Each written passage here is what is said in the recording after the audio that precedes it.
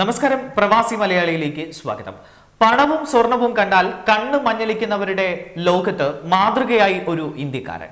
കളഞ്ഞു കിട്ടിയ പണവും സ്വർണവും അടങ്ങിയ ബാഗ് തിരികെ ഏൽപ്പിച്ച് ഇന്ത്യക്കാരൻ UAE പോലീസിന്റെ ആദരവിന് അർഹനായി.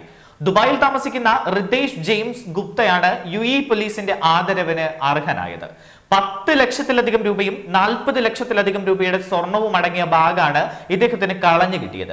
ഇത് റിതേഷ് ജെയിംസ് ഗുപ്ത പോലീസിനെ ഏൽപ്പിക്കുകയായിരുന്നു.